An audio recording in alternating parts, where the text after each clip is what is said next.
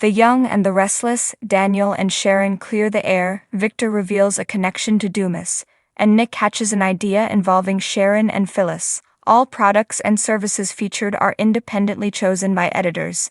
However, soaps.com may receive a commission on orders placed through its retail links, and the retailer may receive certain auditable data for accounting purposes. When Sally arrives at Billy's, she's impressed by the kiss he gives her. That was his way of apologizing if he made her feel like she was pushed out when Phyllis was there earlier. Spectre didn't feel that way at all. She can understand why Phyllis would need to talk to him after what she went through. He's glad to hear that and doesn't want any secrets between them. She wonders if Phyllis was asking him to keep one. Billy explains she didn't ask, but their exes kept a big secret from them, so he knows honesty means a lot to them. Sally confirms it. Honesty is a requirement. Billy and Sally sit down and he explains Phyllis just wanted to talk about all the ideas she had for the company. They are part of what got her through her ordeal. He assumes she also wanted to come by and thank him for saving her life. Downplaying his role in the rescue, Billy admits he can't stop thinking of what would have happened if they got there 5 minutes later. Isn't it some sort of cosmic rule that when you save someone's life you are bonded to them forever? Sally asks. Billy jokes there's an old movie about that where the guy eventually has to start hiding from the person he saved. Sally can understand he was just being a good friend to Phyllis. He'll admit that he's a little worried. The worst isn't over for Phyllis. Whoever did this to her is still out there, and he can only hope that he's found and locked up. No matter how tough Phyllis may be, it seems to Billy that something cracked inside her when she was held with Sharon. As Billy pours rinks, he explains that Phyllis wants everyone to think she's tough. He's sure she is, but she still bleeds like anyone else. They've had their moments over the years and not all good ones. They are a lot alike, and that's why they've always made better friends or colleagues than anything else.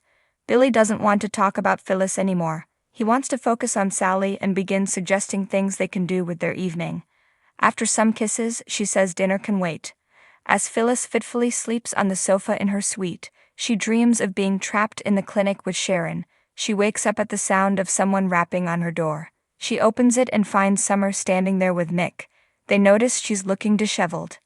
"I'm good," Phyllis insists. She doesn't need them checking in on her every 2 minutes. When she admits she was having a dream, they assume it was about her being locked up by a maniac. Rubbing her face, Phyllis asks them to let her go back to sleep. She needs her rest, and they don't need to worry. "I don't need to be babysat," she protests. As she tries to shut the door on them, they push in. They want to help and think she needs to stop pretending things are normal. She should get help. Phyllis explains the EMTs checked her out, and she got a clean bill of health. Nick reminds her she was poisoned, but his ex insists that she's good now. Phyllis repeats that she's fine, but this is all frustrating. "You don't know what I'm going through," she yells at them.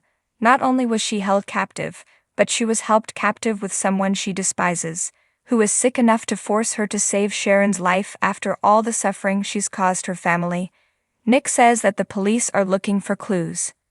When he brings up Sharon going through the same thing she did, Phyllis urges him to go and hold his other ex's hand. Nick wants them all to heal. Nick urges her to lean on the people who care about her. Phyllis begins screaming and crying. As Nick holds her, she begs him to make how she feels stop. Once she calms down a little and sits, Phyllis apologizes for acting like a blubbering idiot. Her daughter says it's okay to be vulnerable. Phyllis admits that she and Sharon did change. They were made to save each other's lives and keep each other sane. Nick thinks that's a good thing. Shaking her head, Phyllis explains that Sharon has been her enemy for most of her adult life. They spent so much energy plotting against each other. What does she do without those feelings now? Do the feelings just go away? How is she supposed to process this? While she blows her nose, her daughter tells her no one expects her to immediately resume a normal life. Phyllis can see she owes Sharon her life, but still resents what she did to their family. Nick and their daughter tell her it is just a step to changing. Phyllis assumes that everyone thinks she's holding on to her anger. She'll admit that Sharon is not a monster. She's the same screwed-up, complicated human being as I am. She's not sure she'll be able to admit that again or let this go. This gives Nick an idea. Daniel walks into society. He's about to order at the bar when he spots Sharon sitting alone and approaches her, asking how she's doing. He explains that his mom filled him in on what happened at the clinic. It sounded horrible, but at least it's over and they're both safe now. Unfortunately, it's not over, Daniel. Not by a long shot, Sharon says. Joining her, Daniel says he knows it must be hard for her to feel safe. Sharon admits she's on edge. He's sure it will take time to recover from the trauma. She admits she's only handling it moment by moment. The irony of the whole thing seems to have been intentional. Their captor seemed to want them to discover each other's humanity or something. Maybe they were supposed to find a way to forgive each other. Daniel comments that she makes it sound like their captor was trying to do them a favor. Sharon wouldn't call it a favor, but the point seemed to be to teach them something. It worked for her. She has no trouble giving Phyllis credit for saving her.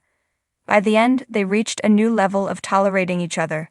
Daniel wonders if Sharon has really let go of all the hostility she has for his mom, or if she's only trying really hard to pretend she has. He'll admit that he's skeptical that feelings can disappear so quickly. She'll admit that she's grateful, angry, and confused, sometimes all within the same hour. It's hard to get rid of the debris she carries around, and it's exhausting. It's unclear where all this leaves her. Sharon hopes the detente with his mom will last, and this can be the start of some healing for them too. She's not fishing for forgiveness, but that's what's in her heart. Daniel says they are on separate paths to the same place. The one thing he's been able to take away from this challenging time in his life is to look for the good moments amid the darkness. If she and Phyllis can do that, they should. Staying in the dark isn't good for anyone. Sharon is sure that Phyllis is strong and they don't need to worry about her. When she asks after Lucy, Daniel admits that they don't talk about Heather much anymore. But sometimes he will see her staring off and knows that's who she is thinking of.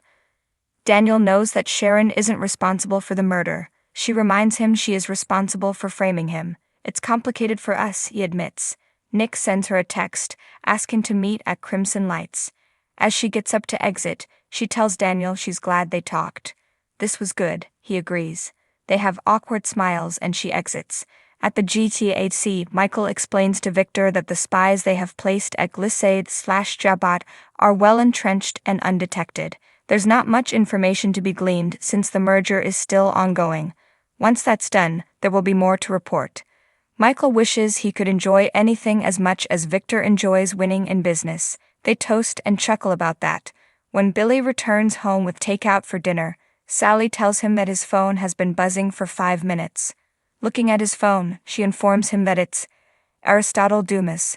Still at society, Daniel sits at the bar as Tessa wanders over. He's taken aback to notice she's now a blonde. She says he looks like a man who needs someone to talk to. She saw him talking to Sharon earlier. He admits that's always strange. She says it's clear Sharon wants forgiveness.